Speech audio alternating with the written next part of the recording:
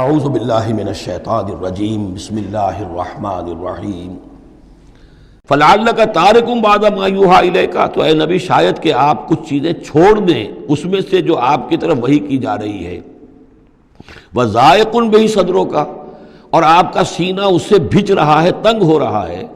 ان یقولوا، اس وجہ سے کہ وہ کہہ رہے ہیں لولا انزل علیہ کنز او جاء معہ ملک، کہ وہ یہ کہہ رہے ہیں کہ کیوں نہیں ان کے اوپر اتار دیا گیا کوئی خزانہ، یا کیوں نہیں آیا ان کے پاس کوئی فرشتہ، معہ ان کے ساتھ کوئی فرشتہ آتا۔ وہی بات جو سورہ انعام میں آ چکی ہے، اس کا ذروہ سنام اس مضمون کا سورہ انعام میں آ چکا ہے، لیکن ان تمام صورتوں کے اندر بھی یہ چیزیں موجود ہیں۔ یہ دونوں گروپ جو ہیں مکی صورتوں کے، جن میں سے ایک میں وہ 2 صورتیں ہیں جو ہم پڑھ چکے، انعام، اعراف، اور دوسرا جو یہ ہے جو 14 صورتوں پر مشتمل ہے، جس کی دوسری صورت ہم پڑھ رہے ہیں، ان سب کا تعلق جو ہے یوں سمجھیے، ایک استثناء ہے وہ میں بعد میں بتا دوں گا، یہ قیام مکہ کے آخری 4 سالوں کی صورتیں ہیں، یعنی حضور کا قیام مکہ مکرمہ میں وحی کے آغاز کے بعد 12 سال، اس کو 4 حصوں میں تقسیم کر لیجئے۔ پہلے 4 سال میں جو صورتیں نازل ہوئی ہیں وہ قرآن مجید کے آخری 2 گروپوں میں ہیں، سورہ قاف سے لے کے آخر تک۔ درمیانی 4 سال جو تھے ان کے درمیان جو ہے وہ درمیانی 2 گروپوں میں ہیں، اور یہ جو ہے شروع کے 2 گروپ جو ہیں ان کے اندر وہ صورتیں ہیں کہ جو آخری دور میں نازل ہوئی ہیں، آخری 4 سالوں میں، اور ان میں یہ مضمون کثرت سے ملے گا۔ فَلَعَلَّكَ تَارِكٌ بَعْضَ مَا يُوحَىٰ إِلَيْكَ، تو شاید ہے نبی آپ ترک کر دیں گے بعض چیزیں جو آپ کی طرف وحی کی گئی ہیں، وَضَائِقٌ بِهِ صَدْرُكَ، اور آپ کا سینہ جو ہے اس پر بھج رہا ہے، ان یقولوا، کہ وہ یہ کہہ رہے ہیں لولا انزل علیہ کنز، کیوں نہیں اتار دیا گیا ان پر کوئی خزانہ، او جاء معہ ملک، یا ان کے پاس آ گیا ہوتا کوئی فرشتہ۔ انما انت نذیر، دیکھیے پھر آپ سمجھ لیجئے آپ کا فرض منصبی یہ ہے کہ آپ صرف ایک خبردار کرنے والے ہیں، واللہ علی کل شیء وکیل، باقی ہر چیز کا ذمہ دار اللہ ہے۔ کب عذاب بھیجنا ہے، کب نہیں بھیجنا،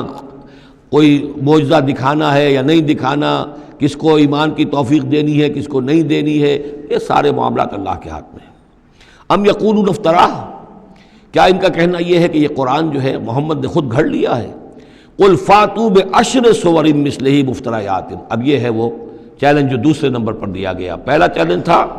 کہ تم پورے قرآن جیسی کوئی کتاب بنا کر لاؤ، وہ آگے چل کر آئے گا سورہ بنی اسرائیل میں اور دوسری صورتوں میں۔ اس سے نیچے اتر کر اچھا 10 صورتیں بنا کے لے آؤ، اس سے نیچے پر سبیل تنزل 1 صورت، اس 1 صورت کی بات سورہ یونس میں بھی آ چکی ہے اور سورہ بقرہ میں بھی، یہاں وہ 10 والا معاملہ ہے۔ قل فاتوا بعشر سور مثلہ مفتریات، تو ان سے کہیے کہ اچھا اگر ایسا ہی یہ قرآن گھڑا جا سکتا ہے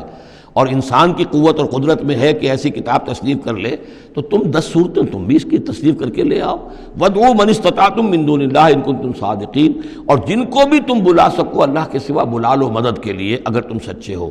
فَإِن لَّمْ يَسْتَجِيبُوا لَكُمْ،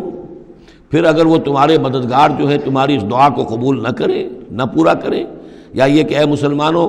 اگر تمہارا یہ چیلنج جو ہے یہ کفار قبول نہ کریں،